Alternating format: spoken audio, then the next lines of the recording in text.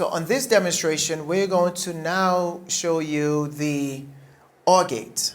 Again, as with the AND gate, the OR gate has two inputs, has one output, has the same resonance frequency of 147 megahertz, and it is also made with 7 organic base units, organic intelligence base units.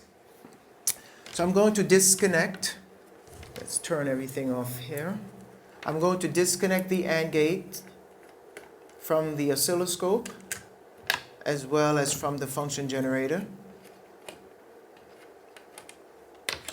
So I have another geometry which you see here on the slide. That is what the OR gate actually looks like in fractal format. Right? So now I'm connecting the two inputs of the OR gate to the outputs of the function generator. As I said before, the OR gate has two inputs and one output. Now I'm connecting the output of the OR gate into the scope, channel 1 of the scope. And I'm going to adjust now my amplitude back to 1 volt, peak to peak, of both of the outputs of the function generator.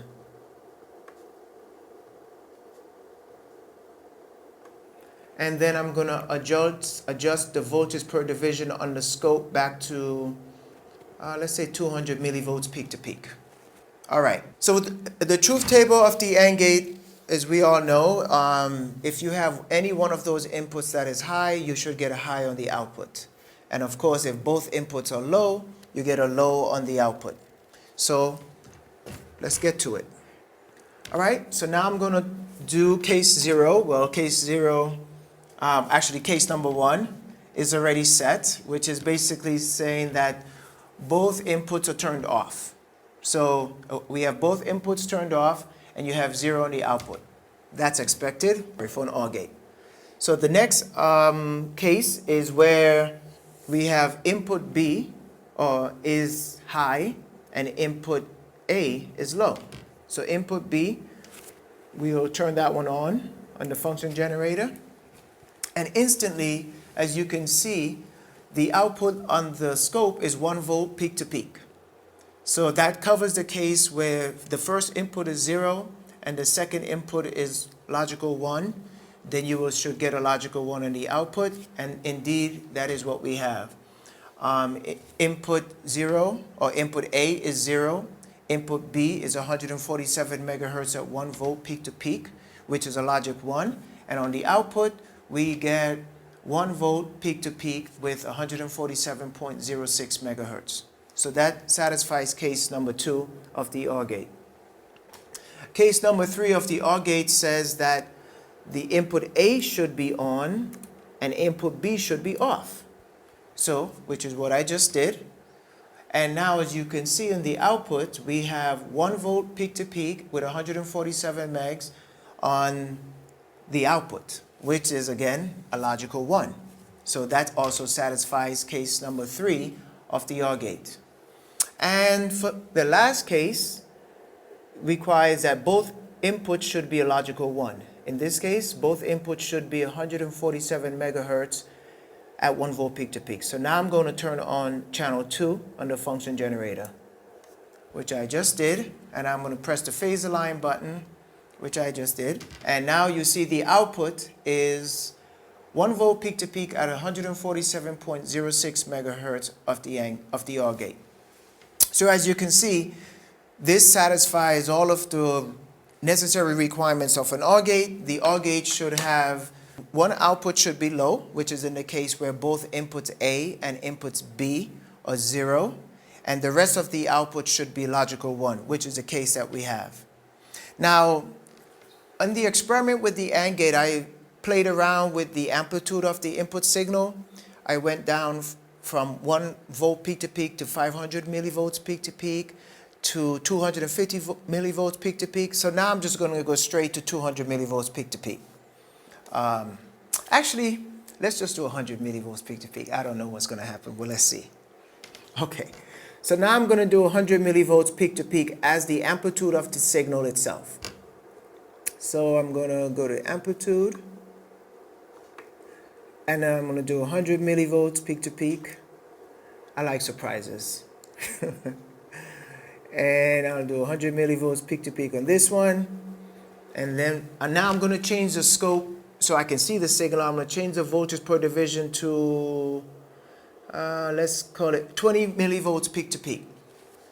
So now both outputs of the function generator are still on, as you can see. And as you can see, I still have a logical 1 on the output. And if you can look, you can see that the voltage peak to peak is 102.6 millivolts peak to peak. So that satisfied the last case of the OR gate. But now we'll go back through all of them. So let's turn off both channels, basically. So we have channel 1 and channel 2, which is input A and input B, which is going to be a 0. And obviously on the output of the scope, we have a 0. So now let's turn on the case where that input A is 0 and input B is a logical 1, in this case 147 megahertz. But now we're going to set the amplitude of the signal to 100 millivolts peak to peak instead of 1 millivolts peak to peak. So I just did, and as you can see, we have a very beautiful signal on the output, and it's 105.6 millivolts peak to peak with 147.06 megahertz as the clock, which is logical 1. So now we'll turn on the other case where input A is high and input B is low. So we did, and as you can see on the output of the scope, we get 106 millivolts peak to peak with the same clock, the resonant clock of 147 megahertz. So that satisfies the case. And then let's now turn on both of them, both outputs from the function generator. I pressed the align phase button. And as you can see, we still get 100 millivolts peak to peak at 147 megahertz as a resonant. So as you can see, it really doesn't matter what the amplitude of the input signal is. The AND gate, or actually all organic intelligent gates, works with any voltage levels. As long as there's a signal there, a consistent signal that's going to be the, let's call it the logical high, it will work. It's guaranteed, as we just demonstrated. So between the AND gate and the OR gate, I've demonstrated the truth table of the AND gate. And with the AND gate, I varied the input amplitude from 1 volt peak to peak down to 500 millivolts peak to peak, down to, and then the last step was 250 millivolts peak to peak. Then I demonstrated the OR gate with 1 volt peak to peak amplitude, and then instead of doing the 500 and the 250, I just went all the way down to 100 millivolts peak to peak, and you saw beautiful waves are coming out with no problems at the same amplitude. And as you can see, the amplitudes are not adding when you add sine waves, because I know in traditional physics, there's a rule that says when you add waves, the amplitude adds. That's actually not true. That's only true in the physical reality. That is not true in the spiritual realities.